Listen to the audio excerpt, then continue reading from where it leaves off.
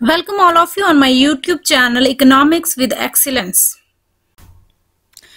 पिछले वीडियो में हमने बजट लाइन का कॉन्सेप्ट पढ़ा था और इसमें हमने देखा था कि प्राइसेस में चेंज आने के कारण बजट लाइन कैसे शिफ्ट करती है। मेरी इस वीडियो में हम पढ़ेंगे कि कंज्यूमर की जो इनकम है उसमें चेंज आने से बजट लाइन किस तरह से शिफ्ट करती है। इस डायग्राम में आप देख सकते हैं कि यहाँ पर दो कमोडिटीज ली गई हैं, commodity X and commodity Y, और BL जो है वो इनिशियल बजट लाइन है। यहाँ पर एक चीज हम अज्यूम करेंगे कि जो इन दोनों वस्तुओं की प्राइसेस हैं वो जो है अनचेंज है, या फिर वो जो गुड्स है उनको कांस्टेंट माना गया है, और कंज्यूमर की जो इनकम है उसमें परिवर्तन आने से बजट लाइन कैसे शिफ्ट करती है।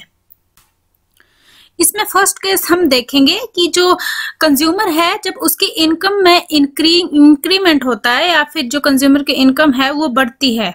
जब एक कंज्यूमर की इनकम बढ़ेगी तो उसकी जो परचेजिंग पावर है वो बढ़ जाएगी, मतलब वो एक किसी वस्तु की जो ज्यादा यूनिट है उनका कंजम्पशन कर सकता है वो, तो इसलिए जो उसकी जो बजट लाइन है वो शिफ्ट होकर BL से B-L- पर चली जाएगी।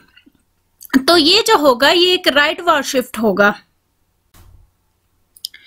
इसमें सेकंड केस है कि जब कंज्यूमर की जो इनकम है वो डिक्रीज हो जाती है।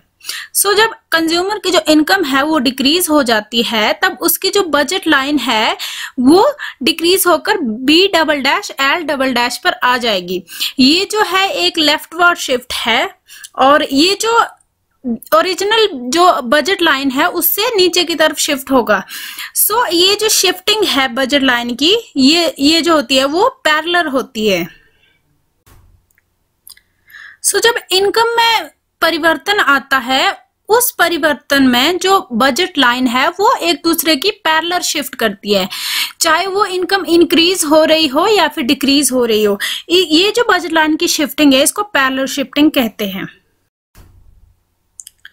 अब हम बजट लाइन की जो स्लोप है उसको डिफाइन करेंगे।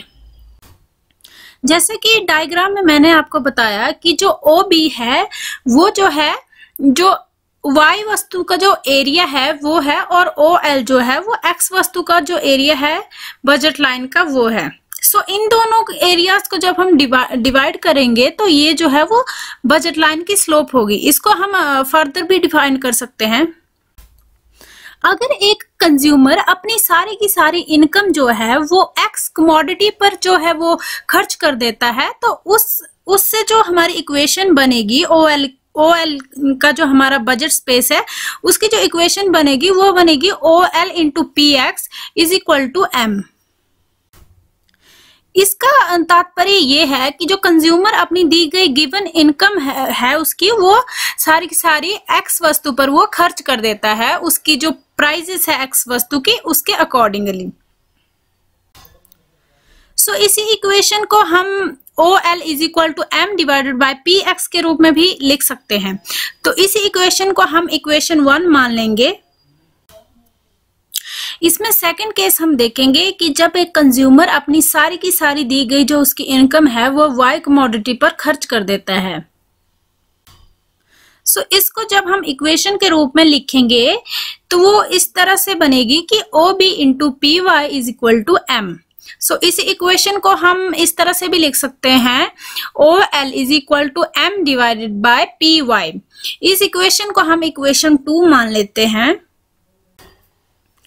जब हम इन दो इक्वेशंस को आपस में डिवाइड करेंगे तो हमें OB/OL = M/PY / M/PX मिलेगा।